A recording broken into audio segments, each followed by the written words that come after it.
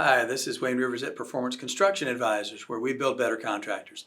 This week, I want to talk about recruiting top talent in construction. I have two sources for this vlog. One is ConExpo newsletter. I couldn't find an author on it. The other is the Chief Executive newsletter, an article by Jennifer Pallett. And now, what about this is important to you? Well, come on. You know, that's the battle. You know, people think this battle for, the war for talent, as it's sometimes called, is a new thing in construction. It's not. I've been hearing about this for over 30 years. It's a never-ending struggle to get the capable people that you really want and need to drive your company forward. So 7 tips here for attracting top talent. The first thing is build your brand. You know, contractors think that they're competing for talent with other contractors. Oh, my competitor down the street, XYZ Construction. No, you're competing with everyone. You're competing with household word companies like Google or Apple or one of the big auto manufacturers. You're competing with all potential employers at all times. So you can't afford to build your brand the way Coca-Cola or General Motors does. But you've got to carve out a niche in your field so that people recognize you as a unique brand. So the first thing I would say is, golly, look at your website. Look at your website. There are so many contractors out there, and their websites need crucial TLC, and they're just not getting it. Use worker testimonials and videos. Some of our contractors are wonderful. They've got vignettes of their employees giving a 30-second or 60-second testimonial on the website, and that's so powerful. And pay attention to your social media. Okay, if you're the president of the company, that's probably not it doesn't fall within your purview. But somebody surely in your organization understands social media better than you do and is more capable of making sure that your social media footprint is effective. You know, when people are looking at jobs and they're looking at your company, what's the first thing they do?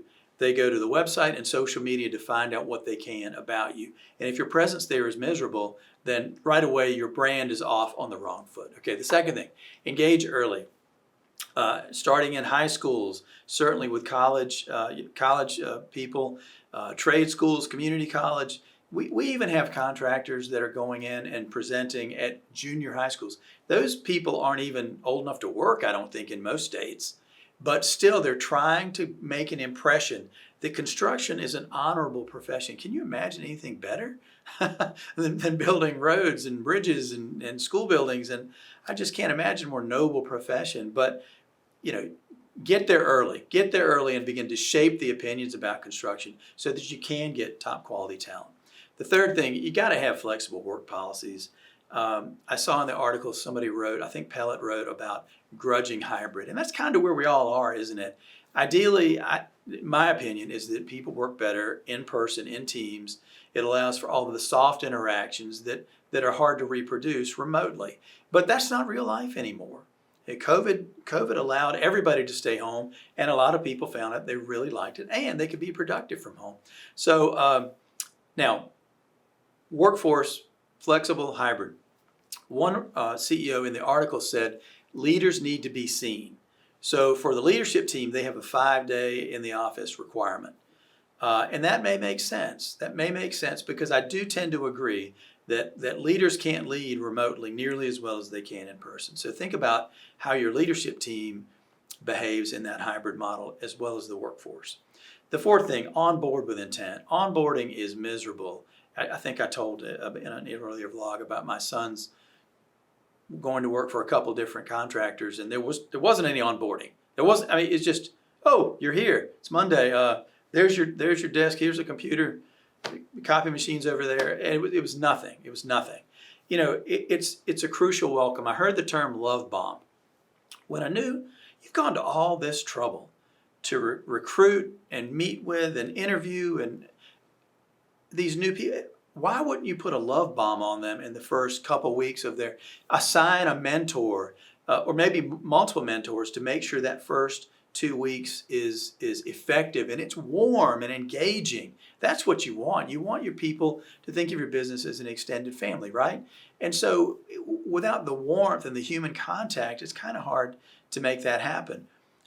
this is just my opinion, but senior leaders aren't always the warmest people, and they've got so many balls in the air. They're moving in so many different directions. They have so many conflicting thoughts during the day. They're probably not the people. They should be involved in the first couple of weeks, of course, meeting with the person, visiting with them occasionally to check in. But there should be people at that lateral level that are running the onboarding during that first couple of weeks. Okay, the fifth thing, make the job advancement opportunities obvious. So let's say you hire someone and they come in as a laborer at your company. Well, might that laborer not be ambitious even a little bit? And that person might be thinking, okay, I'm a laborer, but I'd kind of like to, that looks pretty interesting over there, and I bet I could make more money, and I'd have more fun, and I'd be learning a new skill. So what does it take for a laborer to advance to become an equipment operator, for example? So make those career pathways clear